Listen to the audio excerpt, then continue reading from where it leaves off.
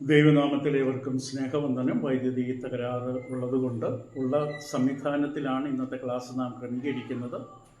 അതിനെക്കുറിച്ചൊന്നും ഭാരപ്പെടേണ്ട. നമുക്ക് ലഭിക്കുന്ന ആത്മീക വചനം, ആത്മീക സന്ദേശത്തെക്കുറിച്ച് മാത്രം ഗൗരവമായി പരിഗണിക്കുക. നമുക്കൊരു വാക്ക് പ്രാർത്ഥിച്ചുകൊണ്ട് ആരംഭിക്കാം. സർവജ്ഞാനിയും സർവവ്യാപിയും സർവശക്തനും ഉന്നതനും ഉയർന്നിരിക്കുന്നവനും സകലത്തിൻ്റെ നാഥനും ഉടയവനുമായി സൃഷ്ടാവായ പരമകാരുണ്യവാനും പരിശുദ്ധനുമായ സ്വർഗസ്ഥനായ നിത്യനായ ജീവനുള്ള ദൈവമേ, ഇപ്രകാരം അങ്ങയുടെ സന്നിധിയിൽ ഞങ്ങൾക്ക് അല്പസമയം കടന്നു വരുവാൻ, അങ്ങയുടെ വിശുദ്ധ വചനത്തിൻ്റെ തണലിൽ ഞങ്ങൾക്കായിരിക്കാൻ ഞങ്ങൾക്ക് തന്നിരിക്കുന്ന ഈ സാവകാശത്തിനും കൃപയ്ക്കും അവസരത്തിനും അനുഗ്രഹത്തിനുമായിട്ട് നന്ദി. ഈ അനുഗ്രഹങ്ങളെല്ലാം അങ്ങയുടെ പുത്രനായ ക്രിസ്തു യേശുവിലൂടെ ഞങ്ങൾക്ക് നൽകപ്പെട്ടതാണ്. ഈ അനുഗ്രഹങ്ങൾ ഞങ്ങൾക്ക് നൽകപ്പെടുമ്പോൾ അത് ഞങ്ങളുടെ ആത്മീയ ജീവിതത്തിന് ആവശ്യമാണെന്ന് അങ്ങ് കണ്ടുകൊണ്ട് ഞങ്ങൾക്ക് തരുന്നതാണ്. ഞങ്ങൾക്ക് നൽകിത്തരുന്ന ഒന്നും വൃഥാവാക്കി കളയാതെ, ഞങ്ങളോടുള്ള അങ്ങയുടെ കൃപ ഞങ്ങൾ നഷ്ടപ്പെടുത്തി കളയാതെ, ഞങ്ങൾ വേണ്ട വിധത്തിൽ അത് വിനിയോഗിച്ച് ആത്മീകമായി വളരുവാൻ, അങ്ങയെക്കുറിച്ചുള്ള പരിജ്ഞാനത്തിൽ മുതിരുവാൻ ഞങ്ങളെ അധികമായി സഹായിക്കണം. ഞങ്ങളുടെ ചുറ്റുപാടുള്ള സാഹചര്യങ്ങളോ അവസ്ഥകളോ ഒന്നും ഞങ്ങളെ നിയന്ത്രിക്കാതെ, അങ്ങയുടെ ആത്മാവിൻ്റെ നിയന്ത്രണം ഞങ്ങളുടെ ജീവിതത്തിലും മനസ്സിലും ചിന്തകളിലും കേൾവിയിലും എപ്പോഴും ഉണ്ടാകുവാൻ സഹായിക്കണമെന്ന് പ്രാർത്ഥിക്കുന്നു. ഞങ്ങളുടെ കൂടിവരവുകളും ഞങ്ങളുടെ വചന പഠനവും എല്ലാ ശുശ്രൂഷകളും അങ്ങയുടെ നാമത്തിൻ്റെ മഹത്വത്തിന്, ദുരുപദേശം നിറഞ്ഞ ലോകത്തിൻ്റെ നടുവിൽ അങ്ങയുടെ സത്യവനത്തെ ഉയർത്തിപ്പിടിക്കുന്ന അങ്ങയുടെ സഭയുടെ ശുശ്രൂഷകളെല്ലാം അങ്ങയുടെ മഹത്വത്തിന് മാത്രം ഉതകുന്നതായി തീരട്ടെ എന്ന് പ്രാർത്ഥിക്കുന്നു. ഒരിക്കൽ കൂടി എല്ലാ വിഷയേൽപ്പിക്കുന്നു. പലയിടത്തായി ഞങ്ങളോടൊപ്പം ഇന്ന് പങ്കെടുക്കുന്ന എല്ലാവരും ഈ പരിമിതമായ സാഹചര്യത്തിലും അങ്ങയുടെ വചനത്തുള്ള താല്പര്യ നിമിത്തം അങ്ങയിൽ ആശ്രയിച്ചിട്ടുള്ള എല്ലാ ജീവിതങ്ങളെയും അവരായിരിക്കുന്ന ഇടങ്ങളിൽ അങ്ങ് സഹായിക്കണം, അനുഗ്രഹിക്കണം, സന്ദർശിക്കണം. അവരുടെ ജീവിതത്തിന് ആത്മീകമായ അനുഗ്രഹമായി ഈ പഠനങ്ങൾ തീരുവാൻ ഇടവരുത്തണം. ഞങ്ങളുടെ വൈകല്യങ്ങളും ബലഹീനതകളും കുറവുകളുമെല്ലാം ഞങ്ങളുടെ പൊറുക്കണമെന്ന് ലോകരക്ഷകനായ കർത്താവ് യേശു ക്രിസ്തുവിൻ്റെ അതിപരിശുദ്ധ നാമത്തിൽ അപേക്ഷിക്കുന്നു. പ്രാർത്ഥന കൃപയോടെ കേൾക്കുമാറാകണമേ. ആമേൻ. കൊലോസ് ലേഖന പഠനത്തിലാണ് നമ്മളായിരിക്കുന്നത്. അതിൻ്റെ ആദ്യത്തെ 1-ാം അധ്യായത്തിൻ്റെ 2-ാം വാക്യം നമ്മൾ കഴിഞ്ഞ ദിവസം ചിന്തിച്ചു. പൗലോസ് അപ്പോസ്തലൻ കൊലോസിലുള്ള ദൈവമക്കൾക്ക് ആശംസ അറിയിക്കുമ്പോൾ അവരോട് പറഞ്ഞു, നമ്മുടെ പിതാവായ ദൈവത്തിങ്കിൽ നിന്ന് നിങ്ങൾ കൃപയും സമാധാനവും ഉണ്ടാകട്ടെ. അപ്പം നിങ്ങൾക്ക് കൃപയും സമാധാനവും ദൈവത്തിൽ നിന്നുണ്ടാകട്ടെ എന്ന പ്രസ്താവന നമ്മൾ ചിന്തിച്ചപ്പോൾ അവരോടത് പറയുന്ന പശ്ചാത്തലം നമ്മൾ കണ്ടു. അവർ രക്ഷയിലേക്ക് വരാനുള്ള കൃപ അവർക്ക് വേണമെന്നല്ല, അവർ രക്ഷയിലേക്ക് വന്നവരാണ്. ഇപ്പം ക്രിസ്തീയ ജീവിതത്തിൽ രക്ഷയിലേക്കുള്ള പ്രവേശന സമയത്ത് മാത്രമല്ല, നിരന്തരമായ സമർത്ഥമായ ജീവിതത്തിനും കൃപ ആവശ്യമാണ്. ഇപ്പം കൃപ എന്ന വാക്ക് പലരും വേണ്ട വിധത്തിൽ മനസ്സിലാക്കിയിട്ടില്ല എന്നുള്ളതാണ്. ക്രിസ്തീയ ജീവിതം വിജയകരമായി ജീവിക്കുവാൻ നമുക്ക് കൃപ ആവശ്യമാണ്. നിരന്തരമായ സമർത്ഥമായ ജീവിതത്തിന് കൃപ ആവശ്യമാണ്. ഈ കൃപയാണ് അവർക്കുണ്ടാകട്ടെ എന്ന് പൗലോസ് അപ്പോസ്തലൻ ആശംസിക്കുന്നത്. കർത്താവ് യേശുക്രിസ്തു പോലും ലോകത്തിലേക്ക് കടന്നു വന്നപ്പോൾ വ്യക്തമായി താൻ പറഞ്ഞു, കള്ളന്മാർ വരുന്നത് പോലെയല്ല, മോഷ്ടിപ്പാനും മുടിപ്പാനും അറുപ്പാനും കള്ളന്മാർ വരുന്നു. ഞാൻ വന്നത് നിങ്ങൾക്ക് സമർത്ഥമായ ജീവിതം തരാനാണെന്ന് യോഹന്നാൻ 10:10 കണ്ടു. അപ്പോൾ സമൃദ്ധി ഉണ്ടാകണമെങ്കിൽ ഈ കൃപ നമുക്ക് ആവശ്യമാണ്. എല്ലാ കാര്യങ്ങളും ദൈവമക്കളെ സംബന്ധിച്ചുള്ള എല്ലാ മേഖലകളിലും ഈ കൃപ ആവശ്യമാണ്. കൃപ സമർത്ഥമായി നമുക്ക് ലഭിക്കും നാം യേശുക്രിസ്തുവിനോടുള്ള ബന്ധത്തിലാണ് എങ്കിൽ. കൂടാതെ അവിടെ പറയുന്ന മറ്റൊരു ആശംസ സമാധാനം എന്നുള്ളതാണ്. സമാധാനം അവർക്ക് ആശംസിക്കുകയാണ്. ദൈവാനുഗ്രഹം ലഭിക്കുന്നത് വഴി ഒരുവൻ അനുഭവിക്കുന്ന ആരോഗ്യപരമായ ഒരു അവസ്ഥയാണ് സമാധാനം എന്നുള്ളത്. പ്രക്ഷുബ്ധമായ ചുറ്റുപാടിൻ്റെ നടുവിലും ആ കോളിളക്കം നിറഞ്ഞ അന്തരീക്ഷത്തിലും ആ വൃക്ഷത്തിൻ്റെ പൊത്തിൽ ഇരിക്കുന്ന കിളി ശാന്തമായി ഉറങ്ങുന്നത് പോലെ പ്രക്ഷുബ്ധമായ അന്തരീക്ഷത്തിന് നടുവിലും ദൈവത്തിൽ ആശ്രയിക്കുന്നത് കൊണ്ടും ദൈവാനുഗ്രഹവുമായി ആ വ്യക്തി അനുഭവിക്കുന്ന ആരോഗ്യപരമായ ഒരു ആത്മീക അവസ്ഥയാണ് ഈ സമാധാനം എന്ന് പറയുന്നത്. അതാണ് പൗലോസ് ഇവിടെ ഇവർക്കായിട്ട് ആശംസിക്കുന്നത് നമ്മൾ കണ്ടു കഴിഞ്ഞു. എബ്രായ പദം ഷാലോം എന്ന എബ്രായ പദമാണ് സമാധാനം എന്നുള്ളത്. അതിനുള്ള യവന പദം ഐറീൻ എന്നുള്ളതാണ്. ഐറീൻ എന്ന് പറഞ്ഞ യവന വാക്കിൻ്റെ അർത്ഥം സമാധാനം, അതിൻ്റെ എബ്രായ പദം ഷാലോം എന്നുള്ളതാണ്. അപ്പോൾ സമാധാനം എന്ന് പറഞ്ഞാൽ അതൊരു ഐക്യതയിൽ നിന്ന് വരുന്നതാണ്. അസ്വസ്ഥതയില്ലാത്ത ഒരു ക്ഷേമം, ഒരു അസ്വസ്ഥത ഈ വ്യക്തിക്കില്ല. ദൈവത്തിൻ്റെ അനുഗ്രഹത്താൽ നമുക്ക് സമാധാനം കിട്ടിക്കഴിയുമ്പോൾ അസ്വസ്ഥത ഉളവാക്കുന്ന സാഹചര്യങ്ങൾ നമ്മുടെ ജീവിതത്തിലെ ചുറ്റുമുണ്ടായാലും ആ വ്യക്തിക്ക് ഒരു അസ്വസ്ഥതയും ഉണ്ടാകില്ല. ഭാരപ്പെടുന്ന ഹൃദയത്തിൽ നിന്നുള്ള സ്വാതന്ത്ര്യം. ഭാരപ്പെടുത്തുന്ന പല വിഷയങ്ങൾ തൻ്റെ ജീവിതത്തിലുണ്ട്. പല വിധത്തിലുള്ള ആകുലതകളുണ്ട്, അസ്വസ്ഥതകളുണ്ട്, വേദനകളുണ്ട്, രോഗാവസ്ഥകളുണ്ട്, സങ്കടങ്ങളുണ്ട്, ബുദ്ധിമുട്ടുകളുണ്ട്, പ്രയാസങ്ങളുണ്ട്. ഇതെല്ലാം തന്നെ ഭാരപ്പെടുത്തും. പക്ഷെ ഒരു ദൈവപൈതലിനെ സംബന്ധിച്ച് ദൈവത്തിൽ നിന്നുള്ള സമാധാനം കിട്ടിക്കഴിയുമ്പോൾ തൻ്റെ ഹൃദയത്തിൻ്റെ ഭാരങ്ങളെല്ലാം മാറി ഒരു സ്വസ്ഥതയുണ്ട്, ഒരു ആത്മീക വിശ്രമം എന്ന് വേണമെങ്കിൽ അതിനെ പറയാം. സംഘർഷവും ആന്തരികവുമായിട്ടുള്ള മൽപ്പിടുത്തമില്ലാത്ത അവസ്ഥ, അതാണ് ഈ സമാധാനം എന്ന വാക്കുകൊണ്ട് ഉദ്ദേശിക്കുന്നത്. അസ്വസ്ഥതയില്ലാത്ത ക്ഷേമം, ഭാരപ്പെടുന്ന ഹൃദയത്തിൽ നിന്നുള്ള സ്വാതന്ത്ര്യം, ആത്മീക വിശ്രമം, സംഘർഷവും ആന്തരികവുമായ മൽപ്പിടുത്തമില്ലാത്ത അവസ്ഥ. ഒരു മൽപ്പിടുത്തം ഉള്ളിലില്ല, എല്ലാം ദൈവത്തിൽ ഏൽപ്പിക്കുകയാണ്. എന്തെങ്കിലും ആ ദൈവത്തിന്റെ കരങ്ങളിലേക്ക് തന്നെ പൂർണ്ണമായി ഏൽപ്പിച്ചുകൊണ്ട് വിശ്രമിക്കുന്ന അവസ്ഥയാണത്. അപ്പൊ തൻ്റെ അനുയായികൾക്ക് യേശു ഇത് വാഗ്ദാനം ചെയ്തതായിട്ട് നമുക്കറിയാം. അത് ലോകത്തിൽ നിന്ന് ലഭിക്കുന്നത് പോലെ, ലോകം വെച്ച് നീട്ടുന്നത് പോലെയുള്ള സമാധാനമല്ല എന്ന് യോഹന്നാൻ 14:27 പ്രസിദ്ധമായ വാക്യമാണ്. ഞാൻ നിങ്ങൾക്ക് സമാധാനം തന്നേച്ചു പോകുന്നു. ലോകം തരുന്നത് പോലെ ലോകം സമാധാനം വെച്ച് നീട്ടുന്നുണ്ട്. ആ സമാധാനം താൽക്കാലികമാണ്, കപടമാണ്. യോഹന്നാൻ 14:29 വായിക്ക് നമുക്കറിയാം. ഇപ്പൊ കൂടാതെ യോഹന്നാൻ 16:33 ക്രിസ്തു പറഞ്ഞു, ഈ ലോകത്തിന് കഷ്ടമുണ്ട്. ഇപ്പൊ കർത്താവ് യേശുവിന്റെ പിന്നാലെ വരുന്ന ചിലരുടെ ജീവിതം, ചിലരുടെ ധാരണ എന്ന് പറയുന്നത് ക്രിസ്തുവിന്റെ പിന്നാലെ വന്നു കഴിഞ്ഞാൽ ഒരു സങ്കടമില്ല, രോഗമില്ല, ബുദ്ധിമുട്ടില്ല, പട്ടിണിയില്ല, പരിവട്ടമില്ല, ഒരു അസ്വസ്ഥയില്ല, ആരും നമ്മളെ കുറിച്ച് മോശമായി പറയില്ല. ഇതൊരു തെറ്റിദ്ധാരണയാണ്. കർത്താവ് യേശു പറഞ്ഞ ലോകത്തിൽ നിങ്ങൾക്ക് കഷ്ടമുണ്ട്. ക്രിസ്തുവിനെയാണ് അനുഗമിക്കുന്നുണ്ടെങ്കിൽ, വിശ്വസ്തയോടെ ക്രിസ്തുവിനെ വേണ്ടി ജീവിക്കാൻ ആഗ്രഹിക്കുന്നുണ്ടെങ്കിൽ, ഭക്തിയോടെ ജീവിക്കാൻ ആഗ്രഹിക്കുന്നുണ്ടെങ്കിൽ തീർച്ചയായും നിങ്ങൾ ആക്രമിക്കപ്പെടും, നിങ്ങൾ ഉപദ്രവിക്കപ്പെടും, നിങ്ങളെക്കുറിച്ച് ആവശ്യമില്ലാത്ത എല്ലാം പറഞ്ഞു വരുത്തും. നിങ്ങൾ ക്രിസ്തുവിനെയാണ് പിൻപറ്റുന്നതെങ്കിൽ, നേരെ വെച്ച ക്രിസ്തുവിനെ ഇല്ലാതെ വെറും ബാഹ്യമായ ഒരു ആചാരമാണ് എങ്കിൽ നിങ്ങൾ സ്വസ്ഥതയായിട്ടിരിക്കും. ആരും നിങ്ങളെക്കുറിച്ച് ഒന്നും പറയും, എല്ലാവരും കൈയടിക്കും. നിങ്ങൾ നശിച്ചു പോകുന്നുള്ളത് ഉറപ്പാണ്. നേരെ വെച്ച ക്രിസ്തുവിന് വേണ്ടി ആത്മാർത്ഥമായിട്ട് ജീവിക്കുകയാണെങ്കിൽ നമ്മൾ കഷ്ടം അനുഭവിക്കും.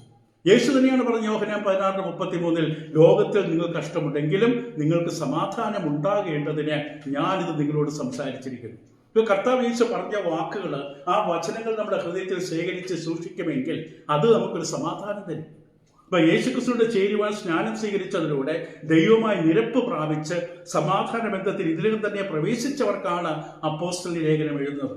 അല്ല, ക്രിസ്തുവിലേക്ക് വരാനുള്ളവർക്ക് വേണ്ടിയല്ല, ക്രിസ്തുവിലേക്ക് തന്നെ ഇതിനകം പ്രവേശിച്ച് സ്നാനം സ്വീകരിച്ച് പ്രവേശിച്ചവർക്കാണ്. കാരണം അത് കൊലോസ്യ ലേഖനം 1-ാം അധ്യായത്തിന്റെ 20 മുതൽ വായിച്ചു കഴിഞ്ഞാൽ, അവനിൽ സർവ്വസമ്പൂർണ്ണതയെ വസിപ്പാനും അവൻ ക്രൂശിൽ ചൊരിഞ്ഞ രക്തം കൊണ്ട് അവൻ മുഖാന്തരം സമാധാനമുണ്ടാക്കി ഭൂമിയിലുള്ളതോ സ്വർഗത്തിലുള്ളതോ സകലത്തെയും അവനെ കൊണ്ട് തന്നോട് നിരപ്പിപ്പാനും പിതാവിന് പ്രസാദം തോന്നി. മുമ്പേ ദുഷ്പ്രവർത്തികളാൽ മനസ്സുകൊണ്ട് അകന്നവരും ശത്രുക്കളുമായ നിങ്ങളെ അവന്റെ മുമ്പിൽ വിശുദ്ധരും നിഷ്കളങ്കരും കുറ്റമില്ലാത്തവരെ നിർത്തേണ്ടതിന് അവൻ ഇപ്പോൾ തന്റെ ജഡശരീരത്തിൽ തന്റെ മരണത്തോട് നിരപ്പിച്ചു. അപ്പൊ ഈ നിരപ്പ് അനുഭവിക്കുന്നവരാണ് ഈ കൊലോസ്യർ. നിങ്ങൾ ഈ അതിനെ കേൾക്കുന്ന നിങ്ങളിൽ പലരും ദൈവവചനം അനുസരിച്ച് സ്നാനമേറ്റ് ദൈവമക്കളായി തീർന്നവരാണ്. നിങ്ങൾക്കുള്ള ദൈവത്തിന്റെ വാഗ്ദാനമാണ് സമാധാനം. നമ്മളത് അനുഭവിക്കുന്നില്ല എന്നുള്ളത് കൊണ്ട് ദൈവം തരാത്തത് കൊണ്ടല്ല. നമ്മൾ പല വിധത്തിലും നമ്മുടെ ഈ പ്രശ്നത്തിലേക്ക് മാത്രം നോക്കിക്കൊണ്ടിരിക്കുകയാണ്. നമ്മുടെ ഉള്ളിലുള്ള കുഴികളിലേക്കും വേദനകളിലും രാക്ഷസനെയും ഭീമനെയും കരടിയെയും സിംഹത്തെയും നോക്കിക്കൊണ്ടിരിക്കുകയാണ്. നമുക്ക് ഈ വാഗ്ദാനം നൽകിയ ദൈവത്തെ നമ്മൾ നോക്കുന്നില്ല, ധ്യാനിക്കുന്നില്ല, ചിന്തിക്കുന്നില്ല. ദൈവം നമുക്ക് സമാധാനം തന്നിട്ടുണ്ട്. അത് അനുഭവിക്കുക എന്നുള്ളതാണ് നമ്മെ സംബന്ധിച്ചുള്ള നമ്മുടെ ഉത്തരവാദിത്വം. ഇവിടെ അപ്പോസ്തലൻ പറയുന്നത്, ഞാൻ വേഗം തന്നെ പോവുകയാണ്, കാരണം എങ്കിൽ മാത്രമേ നമുക്ക് മുന്നോട്ട് പോകാൻ പറ്റുകയുള്ളൂ. ഇപ്പൊ കൊലോസ്യ ലേഖനം 1-ാം അധ്യായത്തിന്റെ 20 മുതൽ 22 വരെ പൗലോസ് ലേഖനം എഴുതുന്നത് ക്രിസ്തുവുമായുള്ള സമാധാന ബന്ധത്തിൽ, സ്നാനത്തിലൂടെ ക്രിസ്തുവിലുള്ള വിശ്വാസത്തിൽ നീതീകരണവും നിരപ്പും പ്രാപിച്ച ദൈവമക്കൾക്കാണ്. നാം ആ കൂട്ടത്തിൽ പെടുന്നവരാണോ എങ്കിൽ നമ്മുടെ അവകാശമാണ് സമാധാനം. ക്രിസ്തുവിലുള്ള നമ്മുടെ സ്വത്താണ് സമാധാനം. അത് അനുഭവിക്കാനായിട്ട് ശ്രദ്ധിക്കണം. അപ്പൊ അപ്പോസ്തലർ അവർക്ക് ആശംസിക്കുന്ന സമാധാനം നിലനിൽക്കുന്നതും ദൈവമായുള്ള നിരപ്പ് ലഭിച്ചതിനാൽ ലഭിക്കുന്ന അനുഗ്രഹവുമാണ്. ഇത് തുടർമാനമായി ഇവിടെ ജീവിതത്തിൽ ഉണ്ടാകണമെന്നാണ് പൗലോസ് ആശംസിക്കുന്നത്. നിങ്ങൾക്ക് ക്രിസ്തുവിനോട് ചേരുവാൻ നിങ്ങൾ സ്നാനപ്പെട്ടപ്പോൾ നിങ്ങൾക്ക് ദൈവം സമാധാനം തന്നു. ഇത് തുടർമാനമായിട്ടുണ്ടാകണം. നമ്മളൊരു അവസ്ഥയിൽ വന്നു കഴിഞ്ഞാൽ ആ അവസ്ഥ കണ്ടിന്യൂസ് ആകണം. തുടർമാനമായി നമ്മുടെ അവസ്ഥ അനുഭവിക്കാൻ കഴിയണം. ആകുലതകളും കഷ്ടതകളും നിറഞ്ഞ ലോകത്തിൽ പ്രശാന്തയും സമാധാനമുള്ള ഹൃദയം ഉണ്ടാകട്ടെ. ഈ ലോക നടുവിൽ നിങ്ങൾക്ക് സമാധാനം, അതൊരു ലക്ഷ്യബോധം വേണം. ലക്ഷ്യബോധമുണ്ടെങ്കിൽ സമാധാനം ഉണ്ടാകും. ഞാൻ ഇന്ന ലക്ഷ്യത്തിലേക്ക് പൊയ്ക്കൊണ്ടിരിക്കുകയാണ്, ആ ലക്ഷ്യത്തിലേക്ക് എത്തുവാനായിട്ട് ഞാൻ ചെയ്യേണ്ട കാര്യങ്ങൾ ചെയ്യും. എല്ലാവരും ഇതിലിപ്പോൾ ക്രിട്ടിസൈസ് ചെയ്യും, വിമർശിക്കുകയും കുറ്റപ്പെടുത്തി കളിയാക്കും. പക്ഷെ എനിക്കൊരു ലക്ഷ്യമുണ്ട്, ആ ലക്ഷ്യത്തിലേക്ക് ഞാൻ മുന്നേറിക്കൊണ്ടിരിക്കുകയാണെന്ന് നമ്മൾ ചിന്തിക്കുകയാണെങ്കിൽ തീർച്ചയായും സമാധാനം ഉണ്ടാകും. അപ്പോൾ ഇത് ദൈവമക്കളോട് ഇത് പ്രാർത്ഥിക്കാൻ ആവശ്യപ്പെട്ടുള്ള ഒന്നാണ്. കാരണം 1 തിമോത്തിയോസ് 2:1 പൗലോസ് അപ്പോസ്തലൻ തിമോത്തിയോസിനെ അവിടെ അയക്കുമ്പോൾ പൗലോസ് തിമോത്തിയോസിന് പറഞ്ഞു, അവിടെയുള്ള ദൈവമക്കൾക്ക് വേണ്ടി പ്രാർത്ഥിക്കുമ്പോൾ, എന്നാൽ സകല മനുഷ്യർക്കും നാം സർവ്വഭക്തിയോടും കരുത്തോടും കൂടെ സാവധാനതയും സ്വസ്ഥതയുമുള്ള ജീവനം കഴിക്കേണ്ടതിന് വിശേഷ രാജാക്കന്മാർക്ക് സകല അധികാരസ്ഥന്മാർക്ക് വേണ്ടി യാചനയും പ്രാർത്ഥനയും പക്ഷപാതവും സ്തോത്രവും ചെയ്യണമെന്ന് ഞാൻ സകലത്തിനു മുമ്പേ പ്രബോധിപ്പിക്കുന്നു. ഇപ്പൊ ദൈവമക്കൾ സ്വസ്ഥതയോടെ, സാവധാനതയോടെ, കനത്തോടെ, ഭക്തിയോടെ ജീവിക്കണം. ആ ഒരു അവസ്ഥയെക്കുറിച്ചാണ് പറഞ്ഞത്. 1 പത്രോസ് 5:7 പത്രോസ് പറഞ്ഞത്, നമ്മുടെ സകല ചിന്താകുലങ്ങളും അവന്റെ മേലിട്ടുകൊള്ളി. നമ്മൾ ചുമന്ന കഴുത്തൊടിയുമെന്നല്ലാതെ, പ്രശ്നം സങ്കീർണമാകുമെന്നല്ലാതെ, ഓരോ തവണ ചുമക്കും തോറും നമ്മുടെ ബലഹീനതകൾ ഇതിൽ ബലം കുറഞ്ഞു വരുമ്പോൾ പിന്നെ ആദ്യം ചുമന്ന 10 കിലോ പിന്നെ തൂക്കാൻ പറ്റാതെ വരും. അത് 5 കിലോ ആകുമ്പോൾ അത് തൂക്കാൻ പറ്റാതെ, കാരണം ചുമന്ന് കഴുത്തൊടിഞ്ഞു. ചുമന്ന് നമ്മുടെ ശക്തി ബലഹീനമാകുന്നു, മനസ്സും തളരുന്നു. പിന്നെ നമുക്ക് 2 കിലോ തൂക്കാൻ പറ്റാത്ത ഒരു ഉദാഹരണമാണ്. നേരെ വെച്ച് നമ്മൾ ദൈവത്തെ കൈകളിലേക്ക് ഏൽപ്പിച്ചു കഴിഞ്ഞാൽ എത്ര വലിയ ഭാരവും ആകുലതയും സംഘർഷവും ദൈവം നമുക്ക് ചുമക്കും. അപ്പോൾ പ്രാർത്ഥനയിൽ സകല ചിന്താകുലങ്ങളും ദൈവത്തിൽ ഏൽപ്പിക്കാൻ നമ്മോട് ആവശ്യപ്പെടുകയാണ്. അതിന്റെ ഫലം എന്താണ്? നമ്മുടെ ഫിലിപ്പി ലേഖനം പഠിച്ചപ്പോൾ കണ്ടു കഴിഞ്ഞു. അങ്ങനെ ദൈവത്തിലേക്ക് നമ്മൾ സകല ചിന്താകുലങ്ങളും ആകുലങ്ങളും പരമേൽപ്പിച്ച് കഴിഞ്ഞാൽ, ഫിലിപ്പി ലേഖനം 4-ാം അധ്യായത്തിന് 6-7 വാക്യങ്ങളിൽ പറഞ്ഞത്, ഒന്നിനെക്കുറിച്ച് വിചാരപ്പെടുക. നമ്മൾ ഒരു കാര്യം ദൈവത്തിൽ ഏൽപ്പിച്ചു കഴിഞ്ഞാൽ പിന്നെ അതിനെക്കുറിച്ച് വാതുറക്കുമ്പോൾ മറ്റുള്ളവർ സംസാരിക്കുക, അതിനെക്കുറിച്ചുള്ള ആവലാതിയും പരാതിയും വേദനയും സങ്കടം കഷ്ടപ്പാടുകളും മാത്രം പറഞ്ഞുകൊണ്ട് നടന്നാൽ നാം തെളിയിക്കുന്നത് നാം ദൈവത്തിൽ ഏൽപ്പിച്ചിട്ടില്ല. ദൈവം കയ്യിൽ നിന്ന് പിടിച്ചു വാങ്ങിയെടുക്കില്ല. നാം ദൈവത്തിന് ഏൽപ്പിച്ചു കൊടുക്കണം. നാം നേരിടുന്ന അവസ്ഥ എന്ത് തന്നെയാകട്ടെ, ഏത് ബുദ്ധിമുട്ട്, ഏത് പ്രതികൂലം, ഏത് പ്രയാസമാകട്ടെ, നാം നേരിടുന്ന അവസ്ഥകൾ ദൈവത്തിന് നമുക്ക് ഏൽപ്പിച്ചു കൊടുക്കണം. ദൈവം നമ്മളെ കയ്യിൽ നിന്ന് പിടിച്ചു വാങ്ങില്ല. അപ്പൊ ഇവിടെ പറയുന്ന, ഒന്നിനെക്കുറിച്ച് വിചാരപ്പെടരുത്, എല്ലാറ്റിലും പ്രാർത്ഥനയാലും അപേക്ഷയാലും നിങ്ങളുടെ ആവശ്യങ്ങൾ സ്തോത്രത്തോടുകൂടെ ദൈവത്തോട് അറിയിക്കത്രേ വേണ്ടത്. നമ്മൾ ആത്മാർത്ഥമായി ചോദിച്ചു നോക്കുക. ഇന്ന് എന്നെ കേൾക്കുന്ന നിങ്ങളോട് ഞാൻ ചോദിക്കാനുള്ളതാണ്, നിങ്ങൾ നേരിടുന്ന ഈ പ്രശ്നം, ആകുലപ്പെടുന്ന, പ്രയാസപ്പെടുന്ന, സങ്കടപ്പെടുന്ന, ബുദ്ധിമുട്ടുന്ന ഈ പ്രശ്നം നിങ്ങൾ ദൈവത്തോട് അറിയിച്ചിട്ടുണ്ടോ? ദൈവത്തോട് നിങ്ങൾ വേണ്ട വിധത്തിൽ നിങ്ങളുടെ പ്രശ്നങ്ങളെ കൈകാര്യം ചെയ്ത് അറിയിച്ചിട്ടുണ്ടോ? നമ്മൾ കൈകാര്യം ചെയ്യുമ്പോൾ ദൈവത്തോട് അത് അറിയിക്കണം. നമ്മളതിനെ ചുമന്നുകൊണ്ട് നടക്കേണ്ട യാതൊരു കാര്യവുമില്ല.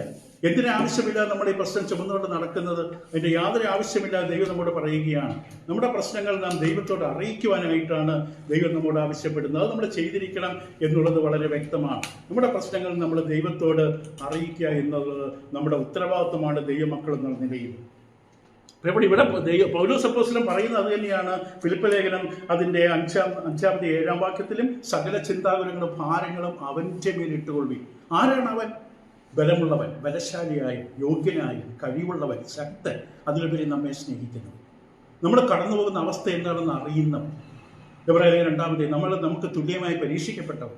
നിങ്ങൾ ഓരോരുത്തരും എന്നെ കേൾക്കുന്ന നിങ്ങൾ ഓരോരുത്തരും കടന്നു പോകുന്ന ഏത് തരത്തിലുള്ള സംഘർഷമാകട്ടെ, ആത്മീയമാകാം, മാനസികമാകാം, ഏത് തരത്തിലുള്ള സംഘർഷമാകട്ടെ, നമ്മൾ ഒരാളോട് പറഞ്ഞ്, നമ്മുടെ കൂടെയുണ്ടെന്ന് നമ്മൾ പറയുന്ന വ്യക്തികളോട് നമ്മുടെ ഹൃദയം തുറന്ന് പറഞ്ഞാൽ പോലും അവരിങ്ങനെ കണ്ണുപിടിച്ചിരിക്കുമെന്നല്ലാതെ നമ്മൾ പറയുന്നതിൻ്റെ ഗ്രാവിറ്റി അവർ ഉൾക്കൊള്ളാൻ പറ്റില്ല. അതിനുള്ള കഴിവ് മനുഷ്യനില്ല. പക്ഷെ ദൈവത്തോട് നാം പറഞ്ഞു കഴിഞ്ഞാൽ നമ്മൾ പറയുന്ന വിഷയത്തിൻ്റെ അകത്തേക്ക്, അതിൻ്റെ ഉള്ളറകൾ അറിയുന്ന കർത്താവിൻ്റെ കാരണം അറിയുന്ന കർത്താവ് അതിൻ്റെ പരിഹാരമുണ്ടെങ്കിൽ അതുവരെ നമുക്ക് വേണ്ടി ചെയ്തു തരും. പക്ഷെ നമ്മൾ അറിയിക്കണം. ഇപ്പൊ ഇവിടെ ഫിലിപ്പിയിൽ നമ്മൾ പറയുന്നതിന്റെ പ്രധാനപ്പെട്ട പോയിന്റ് എന്താണ്? നിങ്ങൾ നിങ്ങളുടെ വേദനകൾ, കഷ്ടപ്പാടുകൾ, ബുദ്ധിമുട്ടുള്ള പ്രയാസങ്ങൾ ദൈവത്തോട് അറിയിക്കുക. അപ്പോസ്തലത്തിൽ നമുക്കറിയാം, അവർ സുവിശേഷം പ്രസംഗിക്കാൻ തടസ്സമുണ്ടായപ്പോൾ അവരതിനെക്കുറിച്ച് പരസ്പരം വഴക്കുണ്ടാക്കി ചർച്ച ചെയ്യുകയല്ല ചെയ്ത് ഒരു ദൈവത്തോട് പറഞ്ഞു, ദൈവം ഞങ്ങൾക്ക് സുവിശേഷം അറിയിക്കാൻ പറ്റുന്നില്ല. ദൈവം അവർക്ക് ശക്തമായ ധൈര്യം കൊടുത്തായിട്ട് നമുക്കറിയാം. അപ്പോൾ ഇവിടെ ഫിലിപ്പി ലേഖനം 4:6-7 അതാണ് പറയുന്നത്. അപ്പോൾ ദൈവിക സമാധാനം ലഭിക്കുന്നതിന് നമ്മുടെ ചിന്തകളും പ്രവർത്തികളും ദൈവം പ്രതീക്ഷിക്കുന്ന വിധത്തിൽ ആയിരിക്കും നമ്മൾ ശ്രദ്ധിക്കുക വേണമെന്ന് ഫിലിപ്പി ലേഖനം പഠിച്ചപ്പോൾ 4:8-9 വാക്യം നമ്മൾ കണ്ടു. അതുകൊണ്ട് സഹോദരന്മാരെ, സത്യമായതൊക്കെയും ഘനമായതൊക്കെയും നിർമ്മലമായതൊക്കെയും നീതിയായതൊക്കെ ഇതൊക്കെ ചിന്തിക്കണം. നമ്മുടെ ചിന്തയും നേരെയായിരിക്കണം. നമ്മുടെ ചിന്ത നേരെയായിരിക്കണം, നമ്മുടെ ജീവിതം നേരെയായിരിക്കണം. എങ്കിലേ നമ്മുടെ പ്രാർത്ഥന നേരെയാവുകയുള്ളൂ. ഇതാണ് ഫിലിപ്പി ലേഖനത്തിലെ പ്രധാനപ്പെട്ട 4-ാം അധ്യായം നമ്മൾ ആദ്യത്തെ ഭാഗങ്ങളിൽ പഠിച്ച പാഠം. എല്ലാവർക്കും പ്രാർത്ഥിക്കാൻ പറ്റില്ല. പ്രാർത്ഥിക്കണമെങ്കിൽ അതിൻ്റെ ചിന്തകൾ നേരെയുള്ള വ്യക്തിയായിരിക്കണം, ജീവിതം നേരെയുള്ള വ്യക്തിയായിരിക്കണം, ഇതിൽ ബന്ധമുള്ള വ്യക്തിയായിരിക്കണം. ഇപ്പോൾ ദൈവിക സമാധാനം നമുക്ക് ലഭിക്കണമെങ്കിൽ ഇവിടെ പൗലോസ് അപ്പോസ്തലൻ കൊലോസിലുള്ളവർക്ക് ആശംസ അറിയിക്കുന്നു, ആദ്യം കൃപ നിങ്ങൾക്കുണ്ടാകട്ടെ, 2 സമാധാനം ഉണ്ടാകട്ടെ. രക്ഷയിലേക്ക് വന്നവരാണ് നമ്മൾ കണ്ടു. രക്ഷയിലേക്ക് വരാൻ വേണ്ടിയല്ല, വന്ന അവർക്ക് ഈ കൃപ നിരന്തരമായി കിട്ടണം. രക്ഷയിലേക്ക് വരുവാൻ, ക്രിസ്തുവിലേക്ക് വരുവാൻ, ക്രിസ്തുവിന്റെ സ്ഥാനപ്പെടുവാൻ നമ്മൾ കൃപ കിട്ടിയവരാണ്, കൃപയിൽ നിൽക്കുന്നവരാണ്. പക്ഷെ എവിടെ വെച്ചോ കൃപയുടെ വഴി, ആ ഫ്ലോ തീർന്നു. ദൈവത്തിന്റെ ഷോർട്ടേജ് വന്നതല്ല, നമുക്കത് ലഭിക്കാൻ അർഹതയില്ലാത്ത അവസ്ഥയിൽ. മക്കദോന്യ സഭയ്ക്ക് കൃപ കിട്ടി, അവർക്ക് ദൈവത്തിന് കൊടുക്കാൻ കൃപ കിട്ടി. നമ്മുടെ ദൈവത്തിന്റെ എല്ലാ സന്ദർഭങ്ങളും നമുക്ക് വേണ്ടതാണ് കൃപ. നമ്മൾ കൃപയിലാണ് ബലപ്പെടേണ്ടത്. കൃപയാണ് നമ്മളെ ശിക്ഷിച്ച് വളർത്തുന്നത്, കൃപയാണ് നമ്മളെ ഗുണദോഷിക്കുന്നത്, കൃപയാണ് നമ്മളെ അനുഗ്രഹിക്കുന്നത്, കൃപയാണ് ക്രിസ്തുവിനെ നമുക്ക് കാണിച്ചു തരുന്നതും അതിനെ പഠിപ്പിക്കുന്നത്, അത് മനസ്സിലാക്കി. എല്ലാം കൃപ കൃപ കൃപ. പക്ഷെ അത് കിട്ടാത്ത അവസ്ഥ, അത് ബ്ലോക്കായി. ദൈവത്തിന്റെ കുറവുകൊണ്ടല്ല, നമ്മുടെ ഭാഗത്ത് ലഭിക്കാനുള്ള അർഹത നഷ്ടപ്പെട്ടു. പൗലോസ് എന്നോടുള്ള ദൈവത്തിന്റെ കൃപ ഞാൻ വൃഥാവാക്കി കളയുന്നില്ല. ദൈവം കൃപ തന്നിട്ട് അത് വേണ്ടത്ര ഉപയോഗിക്കാൻ കഴിയുന്നില്ല. ആ അവസ്ഥ വരുമ്പോൾ കൃപ ബ്ലോക്ക് ആവുന്നു, കൃപ നഷ്ടപ്പെടുകയാണ്. അത് വരരുത്. കൃപ തുടർന്നും കിട്ടണം, അവസാന ശ്വാസം വരെയും കൃപ കിട്ടണം. നമ്മൾ ഐസിയിൽ കിടക്കുമ്പോൾ നമ്മളെ പരിചരിക്കാൻ വരുന്ന ഡോക്ടർ, ചികിത്സിക്കാൻ വരുന്ന ഡോക്ടർ യഥാർത്ഥത്തിൽ രോഗം അറിയുന്ന ഡോക്ടർ ആകണമെങ്കിൽ നമ്മുടെ മേലൊരു കൃപ വേണം. ദൈവത്തിന്റെ കൃപ ആ ഡോക്ടറിന്മേലും വേണം. അല്ലെങ്കിൽ തെറ്റായി ഇടത്തുകാലം ഓപ്പറേറ്റ് ചെയ്യുന്നവരെ വലുതുകാലം ഓപ്പറേറ്റ് ചെയ്ത് വിടും. അപ്പം നിസ്സാരമായി ഓടിച്ച് വായിച്ചു പോകാൻ പറ്റില്ല. അപ്പം പിതാവായി ദൈവത്തിങ്കൽ നിന്ന് എന്നാണ് അതിൻ്റെ ഉറവിടത്തെക്കുറിച്ച് പറയുന്നത്. ഇപ്പം കൃപയ സമാധാനത്തിന്റെ ഉറവിടം പിതാവായ ദൈവമാണ്. യേശുക്രിസ്തു നാമം ചേർക്കാതെ ഈ ലേഖനത്തിൽ പിതാവിൽ നിന്ന് പറയുന്ന ഏക ഭാഗമാണ്. മറ്റെല്ലാ ലേഖനങ്ങളും ഒക്കെ ചില സാങ്കേതിക താരണങ്ങൾ ഉണ്ടാകും. അതിനെക്കുറിച്ചൊന്നും ഭാരപ്പെടരുത്. നമ്മൾ സന്ദേശത്തിൽ മാത്രം ചെവി കൊടുത്തിരിക്കുക. അപ്പോൾ നമ്മൾ കണ്ട പിതാവായി ദൈവത്തിങ്കൽ നിന്ന് എന്ന പ്രയോഗം നമുക്കിവിടെ കാണാൻ സാധിക്കും. പിതാവായി ദൈവത്തിങ്കൽ നിന്ന്. കാരണം എല്ലാ ഉറവിടവും എല്ലാ നന്മകളുടെയും അനുഗ്രഹത്തിന്റെ ഉറവിടം ദൈവമാണ്. ഇപ്പോൾ യേശുക്രിസ്തു എന്ന നാമം ചേർക്കാതെ ഈ ലേഖനത്തിൽ ഇവിടെയാണ് പിതാവിൽ നിന്ന് മാത്രം പറയുന്നത്. ബാക്കി എല്ലാ ലേഖനവും നമ്മൾ പഠിക്കുമ്പോൾ കർത്താവ് യേശുക്രിസ്തുവിൽ നിന്നും പിതാവായ ദൈവത്തിൽ ഒരുമിച്ച് കാണാം. ഇവിടെ പിതാവിനെ കുറിച്ച് മാത്രമേ പറയുന്നുള്ളൂ. അപ്പം ദൈവം എന്നത് പിതാവിനെ കുറിച്ച് മാത്രമല്ല, പുത്രനെ കുറിച്ച് ദൈവം എന്ന പരാമർശനം ബൈബിളിലുണ്ട്. യോഹന്നാൻ 1:1 ആദിയിൽ വചനം ഉണ്ടായിരുന്നു, വചനം ദൈവത്തോടു കൂടെ ആയിരുന്നു, വചനം ദൈവമാണ്. ലോഗോസ് എന്ന വാക്കുകൊണ്ട് അവിടെ യോഹന്നാന്റെ സുവിശേഷത്തിൽ യേശുവിന്റെ ദൈവികത്വത്തെ വിസ്താരം കൊടുത്തിട്ട് അവതരിപ്പിക്കുന്ന പുസ്തകത്തിൽ യേശുവിനെ അവതരിപ്പിക്കുമ്പോൾ വ്യക്തമായിട്ട് യേശുവിനെ ദൈവം എന്ന് തന്നെ വ്യക്തമായി പറയുന്നു. പരിശുദ്ധാത്മാവിനെ കുറിച്ച് ദൈവം എന്ന പ്രവർത്തികൾ 5-ാം അധ്യായം 3-4 വാക്യങ്ങൾ നമുക്കറിയാം. അനന്യാസ സഫീറയും വ്യാജം പറഞ്ഞത് ദൈവാത്മാവിനോടാണെന്ന് പത്രോസ് പറയുമ്പോൾ നിങ്ങൾ ദൈവത്തോടാണ് വ്യാജം പറഞ്ഞത്. പരിശുദ്ധാത്മാ ദൈവം എന്ന് പരാമർശിച്ചു. നിത്യ ആത്മാവെന്ന് എബ്രായത്തിൽ കാണാം. അപ്പം യേശുക്രിസ്തുവിനെയും പിതാവിനെയും പരിശുദ്ധാത്മാവിനെയും ദൈവം എന്ന പ്രയോഗം കൊണ്ട് ആ പരാമർശിച്ചിരിക്കുന്നത് നമുക്ക് കാണാൻ സാധിക്കുകയാണ്. ഇവിടെ പിതാവിനെ കുറിച്ച് പറയുകയാണ്. ദൈവത്തെ ക്രിസ്ത്യാനികൾക്ക് പിതാവേ എന്ന് അഭിസംബോധന ചെയ്യാം. ദൈവത്തെ പിതാവ് എന്ന് ദൈവമക്കൾക്ക് അഭിസംബോധന ചെയ്യാം. അതിനകത്ത് പല ആശയങ്ങളും പല തലങ്ങളുമുണ്ട്. നമ്മുടെ ഉത്ഭവം, നമ്മുടെ കരുതൽ എന്നീ ആശയങ്ങൾ ആ വിശേഷണത്തിലാണ്. നമ്മുടെ ഉത്ഭവം ദൈവത്തിൽ നിന്ന്, നമ്മുടെ കരുതൽ. ഒരപ്പനാണ് മക്കളുടെ കാര്യങ്ങൾ പരിപാലിച്ച് കരുതുന്നത്. ആ അർത്ഥം അതിനകത്തുണ്ട് ആത്മീകമായി. നമ്മുടെ ഉത്ഭവം, നമ്മുടെ കരുതൽ എന്നീ ആശയങ്ങൾ ആ വിശേഷണത്തിൽ അടങ്ങുന്നു. ഒരു കുട്ടി തൻ്റെ ഉത്ഭവത്തിന് കാരണമായ, തൻ്റെ പരിപാലനത്തിന് കാരണമായ അപ്പനിൽ കടപ്പെട്ടിരിക്കുന്ന പോലെ സകല മനുഷ്യൻ അവരുടെ അസ്തിത്വം, അതായത് നിലനിൽപ്പിന് അവരുടെ ഭൗതികവും ആത്മികമായ സകല ആവശ്യങ്ങളും നിറവേറ്റുന്ന ഉറവിടമായി ദൈവത്തോട് കടപ്പെട്ടിരിക്കുന്നു. നമ്മുടെ എല്ലാ നമ്മുടെ പ്രോവിഡൻസ്, നമ്മളെ പ്രൊവൈഡ് ചെയ്യുന്നത്, നമ്മളെ പരിപാലിക്കുന്നത്, പ്രൊട്ടക്റ്റ് ചെയ്യുന്നത് എല്ലാം നമ്മുടെ അപ്പനാണ്. ആ അർത്ഥത്തിൽ അപ്പനാണ്. അതിൽ നിന്നാണ് ദൈവം നമുക്ക് കുടുംബം എന്ന മാനം തന്നത്. കുടുംബം ദൈവം സൃഷ്ടിച്ച് അതിനുവേണ്ടിയാണ്. ഈ ദൈവം എന്ന അപ്പനെ പഠിക്കാനാണ്, ദൈവം എന്ന അപ്പനെ പരിചയപ്പെടാനാണ് കുടുംബം സ്ഥാപിച്ചത്. ഇവിടെ കുടുംബത്തിൽ അപ്പൻ്റെ ജോലി ചെയ്യുമ്പോഴാണ് കുട്ടികൾക്ക് ദൈവമാണെന്ന് ചെറിയ സൂചന കിട്ടുന്നത്.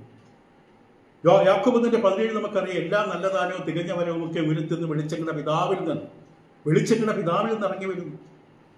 വെളിച്ചത്തിന്റെ ഉറവിടം രാവിലത്തെ ക്ലാസ് നമ്മൾ കേട്ടു. വെളിച്ചത്തിന്റെ ഉറവിടം സൂര്യനും ചന്ദ്രനും നക്ഷത്രങ്ങളുമല്ല. 4-ാം ദിവസമാണ് സൂര്യനെ സൃഷ്ടിച്ചത്. ഇപ്പം 4-ാം ദിവസം സൃഷ്ടിച്ച സൂര്യൻ ഇല്ലാതെ എങ്ങനെയാണ് മുമ്പിലുള്ള ദിവസങ്ങളെ കണക്കാക്കിയത്? സന്ധ്യയായ വിശ്വസമായ 1-ാം ദിവസം, സന്ധ്യയായ വിശ്വസമായ 2-ാം ദിവസം. രാവിലത്തെ ക്ലാസ് കേൾക്കാത്തവർ കേട്ടു നോക്കണം. ബാക്കി ഇപ്പം പറയുക. അപ്പോൾ വെളിച്ചങ്ങളുടെ ഉറവിടം ദൈവമാണ്, സൂര്യനും ചന്ദ്രനും നക്ഷത്രങ്ങളുമല്ല. ദൈവം സൃഷ്ടിച്ച വെളിച്ചത്തെ ദൈവം സൂര്യനിലേക്കും ചന്ദ്രനിലേക്കും നക്ഷത്രങ്ങളിലേക്കും ആവാഹിച്ചു വെച്ച് അവിടേക്ക് കൊണ്ടുവന്ന് അർപ്പിച്ചു. ബാക്കി അവരാ ജോലി ചെയ്തു. ഇപ്പോൾ ദൈവത്തിൻ്റെ ദിവസം ഉണ്ടാകുന്നതിന് വെളിച്ചം മതി. ദൈവത്തിന് 1-ാം ദിവസം തന്നെ വെളിച്ചവും പകലും തമ്മിൽ, ഇരുട്ടും പകലും തമ്മിൽ വേർതിരിച്ചു. സൃഷ്ടാവ് ഇതിന് സാധ്യമാണ്. ബൈബിൾ എത്ര ശക്തമാണ്, എത്ര വ്യക്തമാണ്, എത്ര സത്യമാണ്.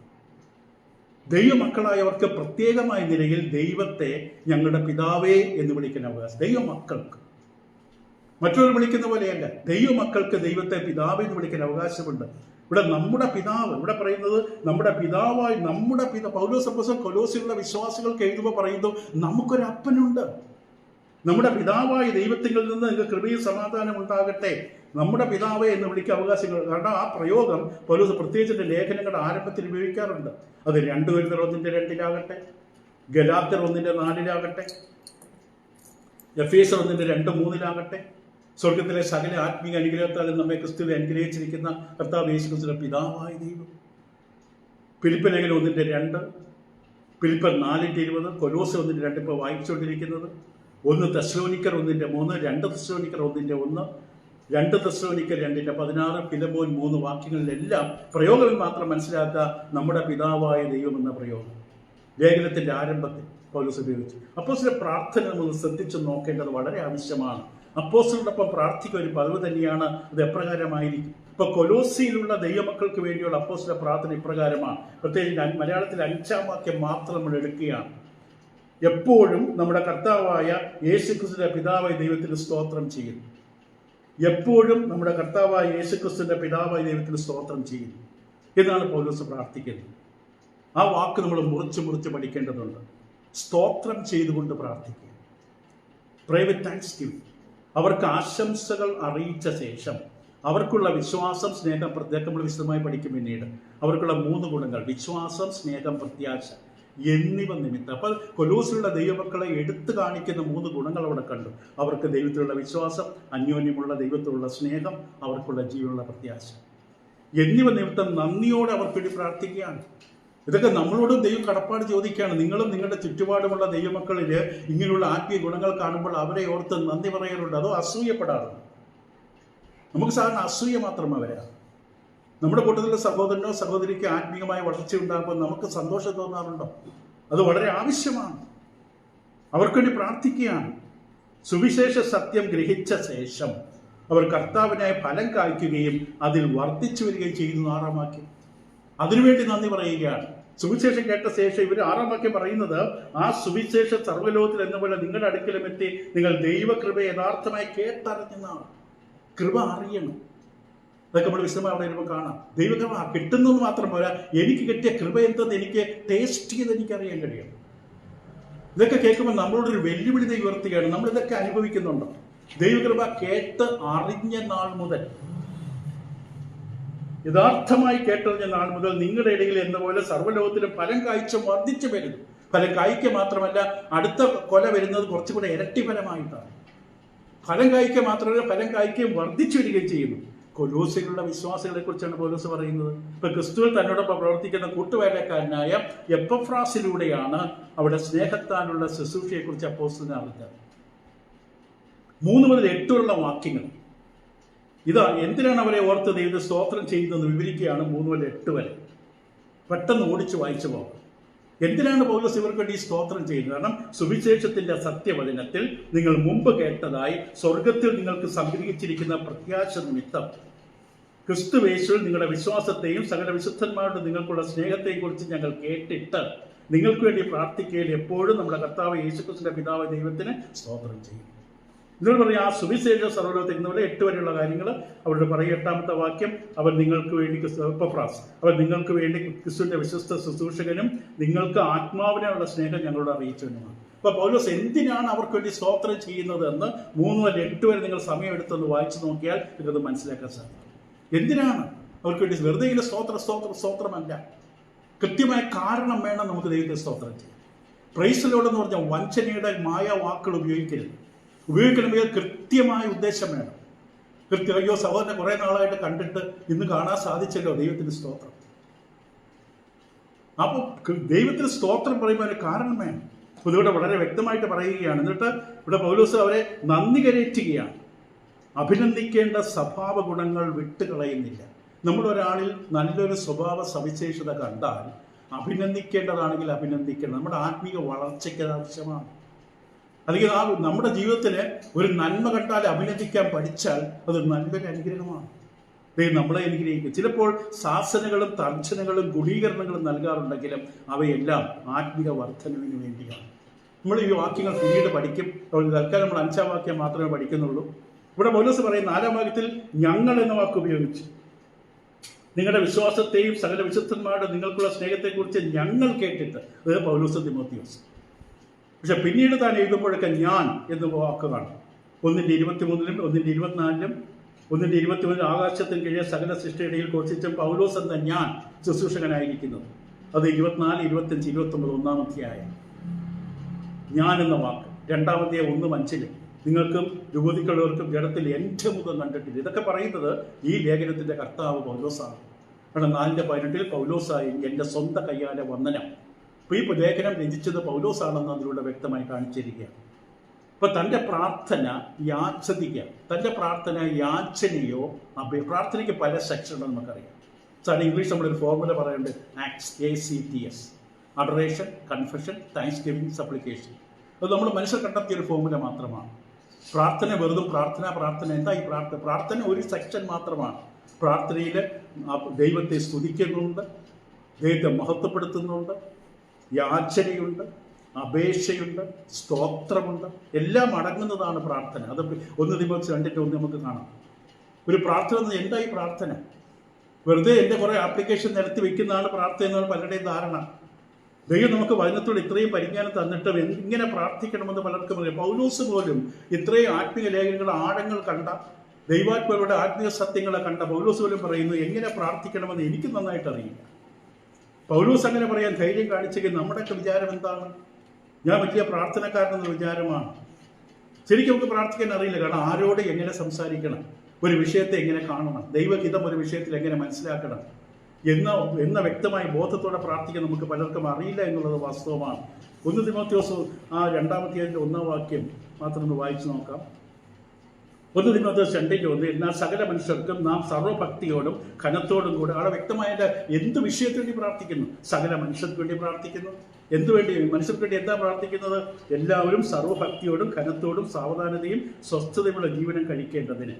ആർക്കു വേണ്ടി? വിശേഷ രാജാക്കന്മാർക്കും സകല അധികാരസ്ഥന്മാർക്ക് വേണ്ടി. ഇനി പറയുന്ന വാക്ക് കേൾക്കുക: യാചനയും പ്രാർത്ഥനയും പക്ഷപാതവും സ്തോത്രം. ഒറ്റ വാക്യത്തിനകത്ത് 1 തിമോത്തിയോസ് 2:2 പ്രാർത്ഥനയുടെ 4 ഘടകങ്ങളുണ്ട്. നമ്മുടെ പ്രാർത്ഥന എത്ര ഘടകമുണ്ട്? ആപ്ലിക്കേഷൻ അല്ലാതെ വേറെ എന്താ ഉള്ളത്? ആത്മാർത്ഥത പരിശോധിച്ച് നോക്കണം. കുറെ ആപ്ലിക്കേഷൻ നിരത്തിയിട്ട് ദൈവത്തോട് ഒപ്പിടാൻ പറയുന്ന പോലെയാണ്. അതിനകത്ത് നമുക്ക് സ്തോത്രമുണ്ടോ, സ്തുതിയുണ്ടോ, യാചനയുണ്ടോ, വേറെ ആൾക്ക് വേണ്ടി പക്ഷപാതം ചെയ്യുന്നുണ്ടോ? അതൊക്കെ നമ്മൾ പ്രാർത്ഥനയിൽ ദൈവം നമുക്ക് ഈ വചനം പഠിപ്പിക്കുന്നവൻ എന്തിനു വേണ്ടിയാണ്? ഇപ്പൊ ഇവിടെ പൗലോസിന്റെ പ്രാർത്ഥന യാചനയോ അപേക്ഷയോ ആയിരുന്നില്ല. അവർക്കായിട്ടതല്ല പ്രാർത്ഥന ഉപകാരസ്മരണ, കൃതജ്ഞത, നന്ദി കരേറ്റൽ എന്നിവയാണ്. ഉപകാരസ്മരണ, കൃതജ്ഞത, നന്ദി കരേറ്റൽ.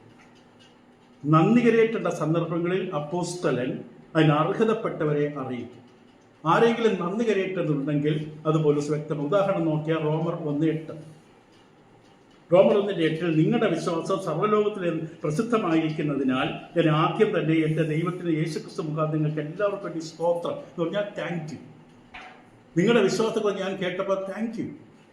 നമ്മുടെ മധ്യത്തിൽ ആത്മീകമായി വളരുന്ന ഒരു സഹോദരനോ സഹോദരിയോ ഒരു ചെറുപ്പക്കാരെ കണ്ടാൽ അവരെ മാറ്റിയത് വേണം. Thank you brother, thank you sister. നമ്മൾ വലിപ്പം കൂടും. നമ്മുടെ വിചാരം നമ്മൾ ചെറുതായി പോകുന്നതാണ്. നമ്മളെക്കാളും പകുതി പോലും പ്രായമില്ലാത്ത ഒരു പെൺകുട്ടിയാകെ ഒരു ചെറുപ്പക്കാരനായിരിക്കും ആത്മീയമായി വളരുന്നത്, നന്നായി ദൈവം കൈകാര്യം ചെയ്യുന്നു. ഉള്ള വ്യക്തിയെ മാറ്റിയത് എല്ലാവരും കേൾക്കുകയല്ല, മാറ്റിയതിട്ട് വെരി ഗുഡ്, താങ്ക് യു എന്ന് പറയുമ്പോൾ നമ്മൾ വലുതാവുകയാണ്. നന്മ അംഗീകരിക്കാൻ പഠിക്കുകയാണ്. അങ്ങനെയാണ് ദൈവത്തിൻ്റെ വളർച്ച വരുന്നത്. 1 കൊരിന്ത്യർ 1:4. കൊരിന്ത്യർക്ക് എഴുതിയ 1-ാം ലേഖനം 1-ാം വാക്യത്തിൽ നിങ്ങൾക്ക് ക്രിസ്തുവേശുവിൽ നൽകപ്പെട്ട ദൈവകൃപ നിമിത്തം ഞാൻ എൻ്റെ ദൈവത്തിന് നിങ്ങളെക്കുറിച്ച് എപ്പോഴും സ്തോത്രം ചെയ്യും.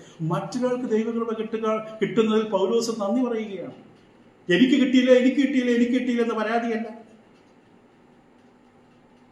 എഫേസ്യർ 1:15-16 വായിക്കുമ്പോൾ എഫേസ്യർ 1:15-16 ചില വാക്യങ്ങൾ വായിച്ചാൽ മാത്രമേ നമുക്ക് മനസ്സിലാക്കാൻ കഴിയുകയുള്ളൂ.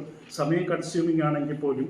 എഫേസ്യർ 1:15-16: അത് നിമിത്തം ഞാനും നിങ്ങൾ കർത്താവ് യേശുവിലുള്ള വിശ്വാസത്തെയും സകല വിശുദ്ധന്മാരുടെ സ്നേഹത്തെക്കുറിച്ച് കേട്ടിട്ട് നിങ്ങൾക്ക് വേണ്ടി ഇടവിടാതെ സ്തോത്രം ചെയ്ത് എൻ്റെ പ്രാർത്ഥന നിങ്ങളെ ഓർത്തും കൊണ്ട് ഇടവിടാതെ സ്തോത്രം ചെയ്ത്. ഇങ്ങനെ അനേക വാക്യം നമുക്ക് കാണാൻ സാധിക്കും. മറ്റുള്ളവരുടെ നന്മയോർത്ത് സ്തോത്രം ചെയ്ത്. ഫിലിപ്പിയർ 1:3, 1 തെസ്സലോനിക്കർ 2:4, 1 തെസ്സലോനിക്കർ 1:2-4 വരെ എഴുതിയിട, 2 തെസ്സലോനിക്കർ 1:3, 2 തിമോത്തിയോസ് 4. ഇങ്ങനെയുള്ള എല്ലാ വാക്യങ്ങളിലും പൗലോസ് താൻ ആർക്കെങ്കിലും നന്ദി കരേറ്റാൻ കടപ്പെട്ടിട്ടുണ്ടെങ്കിൽ നമ്മുടെ ജീവിതത്തിൽ ദൈവം കടം എഴുതി വെച്ചിട്ടുണ്ട്. ഇപ്പൊ നിങ്ങളുടെ മുമ്പിൽ ഒരാൾ കടന്നു വന്നു, ആ വ്യക്തിയുടെ ഒരു നല്ല ഗുണമുണ്ടായി, നമ്മൾ ആ വ്യക്തിയെ കണ്ടിട്ട് മൈൻഡ് ചെയ്യാതെ പോയി. ഒരു നമ്മളുടെ അസൂയാണ്, ഇഷ്ടക്കേടാകാം. ആ വ്യക്തിയുടെ നന്ദി പറയാൻ ദൈവം നമ്മെക്കുറിച്ച് തീരുമാനിച്ചിരുന്നു. പക്ഷെ നമ്മൾ പറഞ്ഞില്ല. അതൊരു കടമാണ്. ഈ കടങ്ങളെ പാരം നിമിത്തം നമ്മുടെ കാലിൽ കെട്ടിയിട്ട് താഴോട്ട് പോകും. നമ്മൾ കടപ്പെട്ടിരിക്കുക. സുവിശേഷം ഞാൻ നിങ്ങളോട് കടപ്പെട്ടിരിക്കുന്ന ഓരോ സാറി ഐ എം എ ഡെറ്റർ. ഞാൻ റോമലേഖനത്തിൽ നമുക്ക് അറിയാമോ, റോമർ 1:16: ഞാൻ കടക്കാരനാണ്. എനിക്ക് സത്യം പറയാം, എൻ്റെ കുടുംബത്തിൽ ആർക്കും അറിയില്ല, ഞാൻ കടക്കാരനാണ്. എൻ്റെ കൂടെ ജോലി ചെയ്യുന്ന പലർക്കും അറിയില്ല, ഞാൻ കടക്കാരനാണ്. അതൊരു കടമുണ്ട് എനിക്ക്. ഇപ്പൊ കൊലോസിലുള്ളവർക്ക് വേണ്ടി പൗലോസും തിമോത്തിയോസും ദൈവത്തിൽ പ്രാർത്ഥിക്കുമ്പോൾ ഹൃദയത്തിൽ അവരോടുള്ള നന്ദിയോടുകൂടി പ്രാർത്ഥിക്കുന്നതിനെ ഓർമ്മിപ്പിക്കുകയാണ്, അവരെ അറിയിക്കണം, ഞങ്ങൾ നിങ്ങൾക്ക് വേണ്ടി പ്രാർത്ഥിക്കുമ്പോൾ നിങ്ങളെ നന്ദി കരയേറ്റിക്കൊണ്ടാണ് പ്രാർത്ഥിക്കുന്നത്. മനുഷ്യരെല്ലാവരും കേൾക്കാൻ ആഗ്രഹിക്കുന്നത് thank you, very good, wonderful, very good, keep it up. ഒരു പ്രോത്സാഹനം എല്ലാവർക്കും വേണം. അപ്പോസ്തലൻ പറയും, എനിക്ക് വേണ്ടി നിങ്ങളും പ്രാർത്ഥിക്കും. അപ്പൊ അവരോട് നന്ദിയോടുകൂടി പ്രാർത്ഥിക്കുന്നത് അവരെ ഓർമ്മിപ്പിക്കാൻ ഉള്ളിരിക്കുന്നില്ല, അവരോട് പറയുകയാണ്, നിങ്ങൾക്ക് വേണ്ടി നന്ദിയോട് ഞാൻ സ്തോത്രം ചെയ്യുന്നു. എപ്പഫ്രാസ് എന്ന് കേട്ട വർത്തമാനങ്ങൾ അതിന് കാരണമായി തീർന്നു. പൗലോസ് 7-8 വാക്യങ്ങൾ. ഇപ്പൊ ക്രിസ്തുവിന്റെ ശുശ്രൂഷയ്ക്കായുള്ള തന്റെ ആത്മാർത്ഥമായ സമർപ്പണം നിമിത്തം മറ്റ് ആത്മിക സഹോദരങ്ങളുടെ ദുഃഖത്തിലും സന്തോഷത്തിലും അവരോടൊപ്പം ചേരുവാൻ കഴിയും. ദൈവത്തിനെ സമർപ്പിക്കപ്പെട്ട ഒരാൾക്ക് മാത്രമേ മറ്റുള്ള സങ്കടങ്ങളും ദുഃഖങ്ങളും പ്രയാസങ്ങളും വേദനകളും അവസ്ഥകളും മനസ്സിലാക്കാൻ കഴിയൂ. മനസ്സിലാക്കിയിട്ട് വേണം അവർക്ക് വേണ്ടി പ്രാർത്ഥിക്കാൻ. 2 കൊരിന്ത്യർ 7-ാം അധ്യായം, കൊരിന്ത്യർക്കെതിരെ 2-ാം ലേഖനം അതിൻ്റെ 7-ാം അധ്യായം അതിൻ്റെ 5, 6, 7, 8 വാക്യങ്ങൾ വായിക്കുമ്പോൾ 2 കൊരിന്ത്യർ 7-ാം അധ്യായം, നിങ്ങൾ മക്കതോനിയിൽ എത്തിയ ശേഷം ഞങ്ങളുടെ ജഡത്തിനൊട്ട് സുഖമല്ല, എല്ലാവിധത്തിലും കഷ്ടമത്രയും ഉണ്ടായത്. പുറത്ത് യുദ്ധം, അകത്ത് ഭയം. എങ്കിലും എളിയവരെ ആശ്വസിപ്പിക്കുന്ന ദൈവം തീത്തോസിന്റെ വരവിനാൽ ഞങ്ങളെ ആശ്വസിപ്പിച്ച്, അവന്റെ വരവിനാൽ മാത്രമല്ല അവന് നിങ്ങളെക്കൊണ്ട് ലഭിച്ച ആശ്വാസത്താലും കൂടെ നിങ്ങളുടെ വാഞ്ചയും നിങ്ങളുടെ വിലാപവും എനിക്കായുള്ള നിങ്ങളുടെ എരിവും ഞങ്ങളോട് അറിയിച്ചതിനാൽ തന്നെ. അപ്പം തീത്തോസ് വന്നപ്പോൾ തീത്തോസ് പൗലോസോട് പറഞ്ഞു, ഈ സഹോദരങ്ങളെല്ലാം നിങ്ങൾക്ക് വേണ്ടി വളരെയധികം ആത്മാർത്ഥമായി എരിയുകയും വാഞ്ചിക്കുകയും പ്രാർത്ഥിക്കുകയും ചെയ്യുന്നു. അതുകൊണ്ട് ഞാൻ അധികമായി സന്തോഷിച്ചു. ഞാൻ ലേഖനത്താൽ നിങ്ങളെ ദുഃഖിപ്പിച്ചെന്ന് വരികിലും ഞാൻ അനുദപിക്കുന്നില്ല. ആ ലേഖനം നിങ്ങളെ കുറേ നേരത്തെങ്കിലും ദുഃഖിപ്പിച്ചു എന്ന് കാണുന്നതുകൊണ്ട് മുമ്പേ അനുദപിച്ചെങ്കിൽ ഇപ്പോൾ ഞാൻ സന്തോഷിക്കുന്നു. ഒരു സാധ്യത പ്രയാസം നിന്ന് അത്ര ശക്തമായ വാക്കുകൾ ഉപയോഗിക്കേണ്ടിയിരുന്നില്ല. പൗലോസ് ആദ്യം എനിക്ക് അല്പം ദുഃഖമുണ്ടെങ്കിൽ അതിൻ്റെ റിയാക്ഷൻ, എൻ്റെ റെസ്പോൺസ് ആ ലേഖനത്തോട് ശക്തമായി ഇടപെട്ടത് കൊണ്ടുള്ള പ്രതികരണം കേട്ടപ്പോൾ മനസ്സിലാക്കിയ എനിക്കിപ്പോൾ സന്തോഷമായി. ചില കാര്യങ്ങൾ ശക്തമായി പറയേണ്ടിടത്ത് പറഞ്ഞില്ല എങ്കിൽ അവരത് തിരുത്തപ്പെടില്ല. അവരോട് ശക്തമായ വാക്കാണ് ഉപയോഗിച്ചത് പൗലോസിന് പോലും സങ്കടം തോന്നി. പക്ഷെ അവരത് പോസിറ്റീവായിട്ട് തന്നെ എടുത്തു.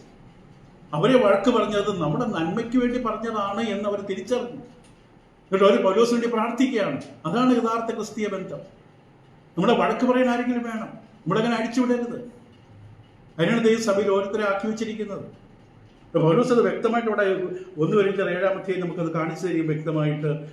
2 കൊരിന്ത്യർ 7 മുതൽ 5 മുതൽ 8 വരെയുള്ള വാക്ക്. 1 തെസ്സലോനിക്കർ 3:9. 1 തെസ്സലോനിക്കർ 3-ാം അധ്യായത്തിന് 9-ാം വാക്യം. തെസ്സലോനിക്കർക്ക് എഴുതിയ 1-ാം ലേഖനം അതിൻ്റെ 3-ാം അധ്യായം 9-ാം വാക്യത്തിൽ പൗലോസ് അപ്പോസ്തലന്റെ അനുഭവത്തെക്കുറിച്ച് പറയുമ്പോൾ അവിടെ പറയുന്ന ഇപ്രകാരമാണ്. 1 തെസ്സലോനിക്കർ 3:9 നമ്മുടെ ദൈവത്തിന്റെ സന്നിധിയിൽ നിങ്ങളെ ചൊല്ലി ഞങ്ങൾ സന്തോഷിക്കുന്ന സകല സന്തോഷത്തിലും തക്കതായി ദൈവത്തിന് എന്തൊരു സ്തോത്രം ചെയ്യുവാൻ ഞങ്ങളാൽ കഴിയും. അപ്പോൾ അവിടെ പൗലോസ് പറയും, നമ്മുടെ ദൈവത്തിന്റെ സന്നിധിയിൽ നിങ്ങളെ ചൊല്ലി ഞങ്ങൾ സന്തോഷിക്കുന്ന സകല സന്തോഷത്തിൽ. നമ്മുടെ ആത്മാർത്ഥമായ പരിശോധന, സോൾ സെർച്ചിങ് നടത്തി നോക്കണം. നമ്മുടെ ആത്മീയ കൂട്ടായ്മയിലുള്ള സഹോദരവർഗത്തിലുള്ള എത്ര സഹോദരങ്ങളെയും സഹോദരിമാരെയും ഓർത്ത് പ്രാർത്ഥിക്കുക എന്നല്ല, അവരെ ഓർത്ത് സ്തോത്രം ചെയ്തിട്ടുണ്ട്, അവരെ ഓർത്ത് നന്ദി കരയേറ്റി സ്തുതിച്ചിട്ടുണ്ട്. അത് നമ്മുടെ ആത്മീയത്തിന്റെ ഒരു പരിശോധനയാണ്. അതാണ് അവരോട് പറഞ്ഞത്, നമ്മുടെ ദൈവത്തിന്റെ സന്നിധിയിൽ നിങ്ങളെ ചൊല്ലി ഞങ്ങൾ സന്തോഷിക്കുന്ന സകല സന്തോഷത്തോടെയാണ് സ്തോത്രം ചെയ്യുന്നത്. സകല സന്തോഷത്തിനും തക്കതായി ദൈവത്തിന് എന്തൊരു സ്തോത്രം ചെയ്യുവാൻ ഞങ്ങളാൽ കഴിയും. ഇപ്പൊ അപ്പോസ്തലൻ സ്തോത്രം കരയേറ്റിയത് ദൈവത്തിനാണ്. കാരണം സകല ആത്മീയ അനുഗ്രഹത്തിന്റെ ഉറവിടം കാരണം ദൈവമാണ്. എഫേസ്യർ 1:3 നമുക്കറിയാം, ക്രിസ്തുവേശുവിൽ സ്വർഗത്തിലെ സകല ആത്മീയ അനുഗ്രഹത്താലും നമ്മെ അനുഗ്രഹിച്ച ദൈവം. ഇപ്പൊ കൊലോസുള്ള ജനത്തെ അനുഗ്രഹിച്ചുകൊണ്ട് പൗലോസ് പറഞ്ഞൊരു പ്രയോഗമുണ്ട്. അത് വളരെ ആഴമാണ്. നമ്മുടെ സമയം വളരെ കുറവാണെങ്കിൽ ചില കാര്യങ്ങൾ പറയാതിരിക്കാൻ പറ്റില്ല. അവിടെ പറയുന്ന പ്രസ്താവന ഇതാണ്. 5-ാമത്തെ വാക്യം, കൊലോസ് ലേഖനം 1-ാം അധ്യായം. കൊലോസ് ലേഖനം 1-ാം അധ്യായത്തിന്റെ 5-ാം വാക്യത്തിൽ പൗലോസിന്റെ പ്രാർത്ഥന ഇങ്ങനെയാണ്: എപ്പോഴും നമ്മുടെ കർത്താവായ യേശുക്രിസ്തുവിന്റെ പിതാവായ ദൈവത്തിന് സ്തോത്രം. ആ വാക്യം മാത്രം മനസ്സിലൊന്ന് എഴുതി വയ്ക്കുക. നമ്മുടെ കർത്താവ് യേശുക്രിസ്തു പിതാവ് ദൈവത്തിന് സ്തോത്രം. പിതാവ് എന്ന വാക്ക് പൗലോസ് ഉപയോഗിച്ചത് ദൈവവുമായുള്ള യേശുവിന്റെ ബന്ധത്തെ വിവരിക്കാനാണ്. യേശു പിതാവ് പുത്രൻ നമ്മുടെ ബന്ധത്തിലാണ് പിതാവ് എന്ന വാക്കോട് ഉപയോഗിച്ചത്. റോമർ 15:5 നമുക്ക് വാക്യം കാണാം. റോമർ 15:5 2 കൊരിന്ത്യർ 1:3 അവിടെ എല്ലാം വാക്യം കാണാം. റോമർ 15:5 ഇങ്ങനെയാണ് കിടക്കുന്നത്. ഈ ക്ലാസ്സുകൾ നിങ്ങൾ വീണ്ടും ഒന്നുകൂടെ കേട്ട് നോക്കണം. കാരണം റോമർ 15:5 എന്നാൽ നിങ്ങൾ ഐക്യമത്യപ്പെട്ട് നമ്മുടെ കർത്താവായ യേശുക്രിസ്തുവിൻ്റെ പിതാവായ ദൈവത്തെ ഏക മനസ്സോടെ. അപ്പോൾ യേശുക്രിസ്തു പിതാവ് നമ്മുടെ ബന്ധത്തിലാണ് യേശുവിൻ്റെ പിതാവ് എന്ന് പറയുന്നത്.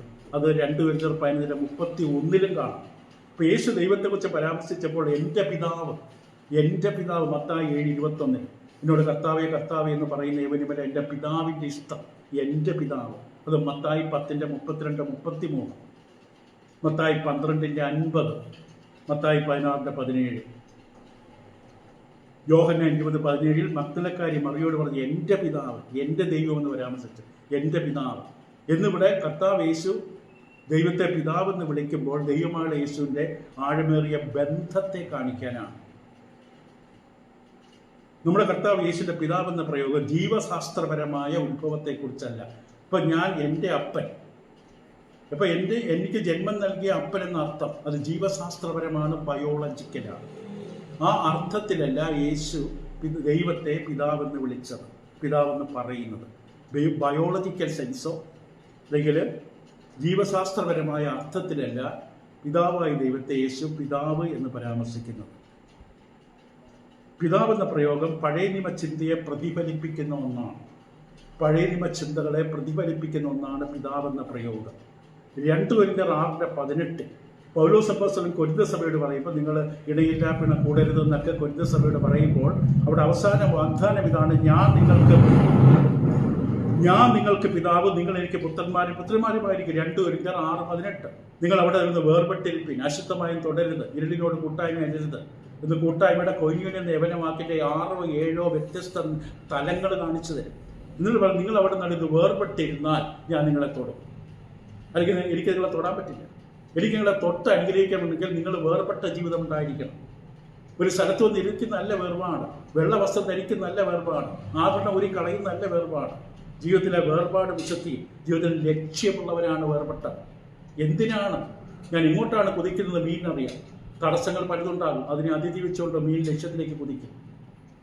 ഒഴുക്കിനെതിരെയായിരിക്കും ഇപ്പോൾ നീന്തുന്നത്, അതിന് ലക്ഷ്യമുണ്ട്. പക്ഷെ ഈ തൊണ്ടിനതില്ല, തെർമോക്കോളിനതില്ല. അത് ഏത് കാറ്റടിക്കുമോ ഏത് ഒഴുക്കടിക്കുമോ അതിന് അത് ഒഴുകിപ്പോകും. ഇപ്പം ലക്ഷ്യത്തിലേക്ക് കുതിക്കുകയാണ്. അപ്പോൾ ഇവിടെ വ്യക്തമായിട്ട് നമുക്ക് കാണാൻ സാധിക്കും, നിങ്ങൾ വേർപെട്ടിരുന്നാൽ, നിങ്ങളുടെ ജീവിതത്തിൽ വേർപാട് നിരന്തരമായി തുടർന്നാൽ ഞാൻ നിങ്ങളെ മക്കളെന്ന് വിളിക്കും. നിങ്ങൾക്ക് അങ്ങനെയാണെങ്കിൽ നിങ്ങൾക്ക് എന്നെ അപ്പ എന്ന് വിളിക്കാം, അല്ലെങ്കിൽ വിളിക്കരുത്. നിങ്ങൾക്ക് എന്നെ പിതാവിനെ വിളിക്കണമെങ്കിൽ വേർപാട് കാത്ത് സൂക്ഷിക്കണം. അപ്പോൾ എന്നാൽ എന്ന വാക്കാണ് അവിടെ തുടങ്ങുന്നത്. എന്നാൽ ഞാൻ നിങ്ങൾക്ക് പിതാവും നിങ്ങൾ പുത്രന്മാരുമായിരിക്കും. ഇപ്പോൾ 2 ശമൂവേൽ 7:14 ശലോമോനെ കുറിച്ച് ദാവീദോട് പറയുമ്പോൾ പറയും, ഞാൻ അവന് പിതാവും അവനെനിക്ക് പുത്രനുമായിരിക്കും.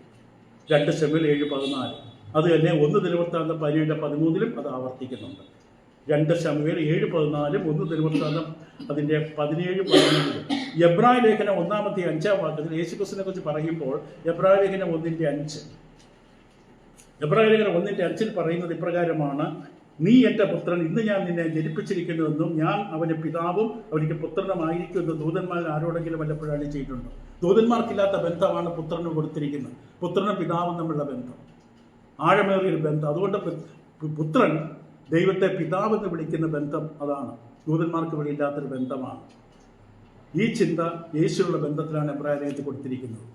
യേശുവിനെ ദൈവത്തെന്ന് വിളിക്കുന്നതിൻ്റെ ഒരു കാരണം, ഒരു വിധത്തിൽ പറഞ്ഞ് യേശു ലഭിച്ച ശരീരം പരിശുദ്ധാത്മാവിനാൽ മറിയ ഗർഭം ധരിക്കുകയും മറിയയ്ക്ക് ലഭിച്ച ശരീരം, ആ ശരീരത്തിലൂടെ യേശു ഭൂമിയിലേക്ക് ഇറങ്ങി വന്നു.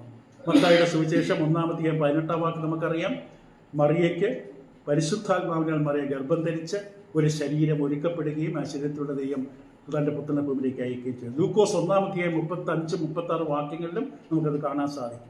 ഇപ്പോൾ ഭൂമിയിലേക്ക് മനുഷ്യ ശരീരത്തിൽ കടന്നു വരുന്നതിന് ഇതൊരു മാർഗമായി മാറി. മറിയയിലൂടെ ഗർഭം ധരിച്ച്, അതായത് യോസഫിൻ്റെ സഹായമില്ലാതെ സ്ത്രീയുടെ സന്തതി, സാധാരണ ബൈബിളിലുള്ള വംശാവലിയൊക്കെ പുരുഷൻ്റെ സന്തതിയാണ്. പുരുഷനിൽ നിന്ന് ഇന്ന പുരുഷൻ ജനിച്ചു, ഇന്ന പുരുഷൻ ഇന്ന പുരുഷൻ ജനിച്ചു. പക്ഷേ യേശുവിൻ്റെ ജന്മം മാത്രം വ്യത്യസ്തമാണ്. കന്യകാജനനം, സ്ത്രീയുടെ വിത്ത്, ദ സീഡ് ഓഫ് വുമണാണ്, ബാക്കിയെല്ലാം സീഡ് ഓഫ് മാനാണ്. യേശുവിൻ്റെ വ്യത്യസ്തത അവിടെയാണ്. അപ്പോൾ ഇവിടെ നമുക്ക് പറഞ്ഞ് അവസാനിപ്പിക്കുക, ഭൂമിയിലേക്ക് മനുഷ്യത്തിൽ യേശു കടന്നു വന്നത് അതിലൂടെയാണ് കടന്നു വന്നത്. ദൈവം മനുഷ്യനെ കടന്നു വരുവാൻ ആ മാർഗത്തിലൂടെ കടന്നു വന്നു. പക്ഷേ തൻ്റെ ജനനത്തിന് മുമ്പ് തന്നെ നിത്യമായി ഉള്ളവനാണ് യേശു. മറിയയിലൂടെ ഗർഭധരിച്ച് പ്രസവിച്ച ആ ശിശു ഉത്ഭവിച്ച ദിവസമല്ല യേശുവിൻ്റെ ഉത്ഭവം. യേശുവിന് ഉത്ഭവമില്ല. യോഹന്നാൻ 1:1. ആദിയിൽ വചനം ഉണ്ടായിരുന്നു. ഉണ്ടായി എന്നല്ല, ഉണ്ടായിരുന്നു. Past continuous. നേരത്തെ തന്നെ ഉണ്ടായിരുന്നു. ഞാൻ ഈ പറയുന്ന ലോഗോസ്, ഞാൻ ഈ വചനമെന്ന പേരിൽ അറിയിക്കുന്ന വ്യക്തി ആദ്യം മുതൽ ഉണ്ടായിരുന്നു.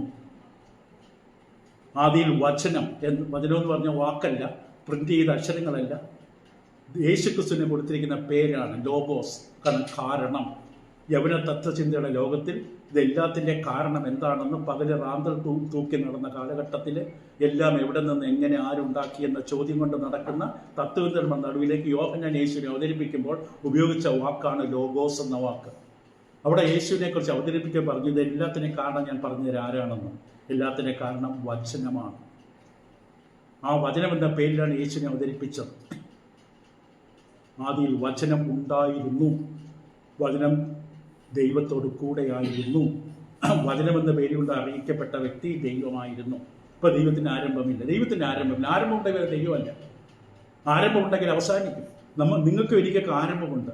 അമ്മയുടെ ഗർഭപാത്രത്തിലേക്ക് ഭ്രൂണമായി വീണതാണ് നമ്മുടെ ആരംഭം. പ്രസവിച്ച ദിവസമല്ല ആരംഭം. നമ്മുടെ ശരിക്കുള്ള ഡേറ്റ് ഓഫ് ബർത്ത് പ്രസവിച്ച ദിവസമല്ല, ഉദരത്തെ രൂപം കൊണ്ട ദിവസമാണ്. ഇപ്പോൾ നമ്മുടെ വയസ്സ് 1 വർഷം കുറച്ച് നമ്മൾ കാണാറുള്ളത്. ഇപ്പോൾ യോഹന്നാൻ 1:1 അനാദിയായ പിതാവിനോട് കൂടെയുള്ളവനാണ്. യോഹന്നാൻ 17-ാം അധ്യായത്തിൽ 5-ാം വാക്യത്തിൽ ഇപ്രകാരം യേശുവിൻ്റെ പ്രാർത്ഥന നമുക്ക് വായിക്കാം, അവസാനിപ്പിക്കാം. യോഹന്നാൻ 17:5 ഇപ്രകാരം യേശു പ്രാർത്ഥിച്ചപ്പോൾ പറഞ്ഞത്, ഇപ്പോൾ പിതാവേ, ലോകമുണ്ടാകും മുമ്പേ എനിക്ക് നിന്റെ അടുക്കലുണ്ടായിരുന്ന മഹത്വം. ലോകത്തിന് ആരംഭമുണ്ട്, പക്ഷെ ദൈവത്തിന് ആരംഭമില്ല, യേശുവിന് ആരംഭമില്ല. യേശുവിൻ്റെ പ്രാർത്ഥന ശ്രദ്ധിക്കുക. പ്രാർത്ഥനയിൽ കള്ളം പറയാൻ പറ്റില്ല. പ്രാർത്ഥന യേശുവിൻ്റെ എല്ലാ കാര്യങ്ങളും സത്യമാണെങ്കിലും പ്രാർത്ഥന കുറച്ചുകൂടി ശ്രദ്ധിക്കും. പിതാവേ, ഇപ്പോൾ പിതാവേ, ലോകം ഉണ്ടാകും മുമ്പേ എനിക്കത്. ഞാൻ എവിടെയായിരുന്നു? നിന്റെ അടുക്കലായിരുന്നു. ഈ ലോകത്തിലേക്ക് ഇറങ്ങി വരുന്നപ്പോൾ ഞാൻ നിന്റെ അടുക്കലായിരുന്നു. ലോകം ഉണ്ടാകും മുമ്പേ എനിക്ക് നിന്റെ അടുക്കലുണ്ടായിരുന്ന മഹത്വത്തിൽ എന്നെ നിന്റെ അടുക്കൽ മഹത്വപ്പെടുത്തണം. ആ മഹത്വം മാറ്റിവെച്ചിട്ടാണ് ഞാൻ മനുഷ്യവേഷം ധരിച്ച് ദാസനായി ഇറങ്ങി വന്നത്. ഇവിടെ എൻ്റെ ജോലി തീർത്തു, ഞാൻ തിരിച്ചങ്ങോട്ട് വരികയാണ്. ഹോം സിക്ക് എന്നൊക്കെ പറയുന്നത് വീട്ടിലേക്ക് വരാനായിട്ട് വല്ലാത്ത താല്പര്യം കാണിക്കുകയാണ്. അപ്പോൾ അവിടെ വ്യക്തമായി നമുക്ക് കാണാൻ സാധിക്കും. അപ്പോൾ ലോകം സൃഷ്ടിക്കപ്പെടുന്നതിന് മുമ്പ് തന്നെ ഉള്ളവനാണ്. സകലവും അവനാൽ സൃഷ്ടിക്കപ്പെട്ടു. യോഹന്നാന്റെ സുവിശേഷം 1-3 വാക്യം.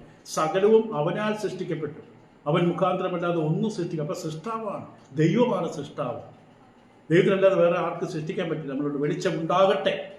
സൂര്യനിൽ നിന്ന് നല്ല വെളിച്ചം നമ്മൾ പറഞ്ഞു. വെളിച്ചങ്ങളുടെ പിതാവ് ദൈവമാണ്. വെളിച്ചം ഉണ്ടാകട്ടെ ദൈവം പറഞ്ഞ കൽപ്പന 33-ാം സംഘത്തിൽ 6-9 വാക്യം. അവൻ കൽപ്പിച്ചു, അങ്ങനെ സംഭവിച്ചു. അവൻ അരളി ചെയ്തു, അങ്ങനെ സംഭവിച്ചു. ദൈവത്തിന്റെ ശബ്ദത്തിൽ സൃഷ്ടികർമ്മമുണ്ട്. എന്നും ദൈവനെ കേൾക്കാൻ നിങ്ങളിൽ ദൈവം പുതു സൃഷ്ടിയാക്കാൻ നിങ്ങളിൽ ചിലർ പ്രവർത്തിക്കുന്നുണ്ട്. ദൈവനത്തിന് സൃഷ്ടിക്കാനുള്ള കഴിവുണ്ട്. അത് വീഴുന്ന വിത്ത് നിലത്ത് വീണമെന്ന് മാത്രം, നല്ല നിലത്ത് വീഴണമെന്ന് മാത്രം. അങ്ങനെ നല്ല നിലത്ത് വീണാൽ കേൾക്കുന്ന വചനം ഒരു മാറ്റം നിങ്ങളിൽ കൊണ്ടുവരും. എന്നിൽ കൊണ്ടുവരും, നിങ്ങളിൽ കൊണ്ടുവരും. പക്ഷെ വചനം നഷ്ടപ്പെടുത്തി കളഞ്ഞ് മുള്ളിൻ്റെ ഇടയിലെ ചെടിയുടെ ഇടയിലെ പാറപ്പുറത്ത് വിട്ടാൽ വചനത്തിൽ നമ്മൾ നാളെ കണക്ക് പറയേണ്ടി വരും. എന്നാൽ വചനത്തിൽ ശക്തി ഉണ്ടായിരുന്ന ആ ശക്തിയുടെ വചനത്തെ നമ്മൾ ചുറ്റിക്കൊണ്ട് അടിച്ചു, മുള്ളിനിടയിൽ വലിച്ചെറിഞ്ഞു, ചവിട്ടി മരിച്ചു, സ്നേഹിച്ചില്ല, സ്വീകരിച്ചില്ല, അതിന് വേണ്ട പ്രാധാന്യം കൊടുത്തില്ല. വചനത്തിന് കണക്ക് കൊടുത്തേ പറ്റൂ. ഇതേപോലെ ഈ വചനം, ഈ വിത്ത് ഞാൻ ആ കൃഷിക്കാരനെ കൊടുത്തിരുന്നെങ്കിൽ ആ ഒരു വിത്ത് നട്ടിട്ട് ഒരു ചെടി ഉണ്ടാകും. ആ ചെടിയിൽ 5000 വിത്ത് ഉണ്ടാകുമായിരുന്നു. ഈ ആ ഒരു വിത്ത് നശിപ്പിച്ചു. ഇപ്പോൾ കേൾക്കുന്ന ഓരോ വചനത്തിൽ യോഹന്നാൻ 12:48 ഇതിന് കണക്ക് വേണ്ടി. അപ്പോൾ യോഹന്നാൻ സുവിശേഷം 1:10 വാക്യം, യോഹന്നാൻ 1:10 പറയുന്ന ഈ കാര്യം തന്നെ പറയുന്നുണ്ട്. അവിടെ പറയുന്നു, അവൻ ലോകത്തിലുണ്ടായിരുന്നു, ലോകം അവൻ മുഖാന്തരമുളവായി. അതാണ് കൊലോസ്യലേഖനം 1:16. ലോകം അവൻ മുഖാന്തരം. സൃഷ്ടാവാണ് യേശു. ദൈവത്തിന്റെ സ്വഭാവമാണ് സൃഷ്ടികർമ്മം. കൊലോസ്യ 1:14 സകലം അവൻ മുഖാന്തരം, അവനായിട്ടും അവനിലൂടെ. എനിക്കും ബൈ ഹിം ഫോർ ഹിം. ദൈവത്തിൽ, അല്ലെങ്കിൽ ക്രിസ്തുവിൽ, ക്രിസ്തുവിലൂടെ, ക്രിസ്തുവിന് വേണ്ടി. ഈ ലോകത്തിന്റെ ഭൂപടം എടുത്ത് തിരിച്ചു വെച്ചാൽ അതിന്റെ ക്രിസ്തുവിന്റെ പടം കാണാം. ആരെങ്കിലും പറഞ്ഞു, ഭൂപടത്തിന്റെ ലോകത്തിന്റെ മുഴുവൻ ഭൂഗോളത്തിന്റെ പടം വെച്ചാൽ ഇതിന്റെ മറുവശം യേശുവാണ്. ഇത് യേശുവിന്റെ ഭൂമിയാണ്. നമുക്കൊന്നും ഇവിടെ യാതൊരു സ്ഥലവുമില്ല. ഇത് യേശുവിന്റെ സ്ഥലമാണ്. കൊലോസ്യ 1:16 സകലവും അവന് വേണ്ടി, അവൻ മുഖാന്തരം അവനായിട്ട്. അവസാനിപ്പിക്കുക, നിത്യമായ ദൈവികമായ യേശുവിന്റെ ആത്മീക പ്രകൃതിക്ക് പിതാവില്ല. യേശു ദൈവമാണ്. ദൈവത്തിന് അപ്പനില്ല. Is not father. അതുകൊണ്ടാണ് മീഖാ 2 അവന്റെ ഉത്ഭവം പണ്ടേയുള്ളതും പുരാതനമായി. ഇതിന്റെ ആഴങ്ങൾ കുറച്ച് ചിന്തിക്കാനുണ്ട്. നമുക്ക് അടുത്ത ക്ലാസ്സിൽ ചിന്തിക്കുന്നതാണ്. ഇവിടെ പ്രാർത്ഥിക്കുമ്പോൾ പൗലോസ് പറഞ്ഞു നമ്മുടെ കർത്താവായ യേശുക്രിസ്തുവിന്റെ പിതാവായ, ഇതൊരു പ്രയോഗമല്ലാതെ നമ്മുടെ കർത്താവ് യേശുക്രിസ്തുവിന്റെ പിതാവായ ദൈവത്തിന് സ്തോത്രം. ഇപ്പൊ ശരിയായുള്ള വചന പരിജ്ഞാനം ഉണ്ടെങ്കിൽ പ്രാർത്ഥിക്കാൻ എന്തൊരു അനുഗ്രഹമാണ്. നമ്മൾ വിളിക്കുന്ന വിളി കേട്ട് ദൈവം നിൽക്കും. വിളിക്കേണ്ട അർത്ഥത്തോടെ നമ്മൾ വിളിച്ചാൽ. ബാക്കി നമുക്ക് അടുത്ത ദിവസം ചിന്തിക്കാൻ നിങ്ങളെ സഹായിക്കട്ടെ. കൊലോസ് ലേഖനം സാങ്കേതിക വിഷയങ്ങൾ, പ്രശ്നങ്ങളെക്കുറിച്ചുള്ള തടസ്സങ്ങളൊന്നും ആത്മീക പഠനത്തിന് ഒരിക്കലും തടസ്സമാകില്ല. അത് ദൈവം നമ്മളോട് ഒരു പരിശോധനയായിട്ട് തന്നെ കാണുന്നത്. ഹൃദയവും മനസ്സും ദൈവാനുഭവത്തിൽ ഏകാഗ്രമാക്കുക. പ്രാർത്ഥിക്കുക. ജോസഫ് പ്രാർത്ഥന.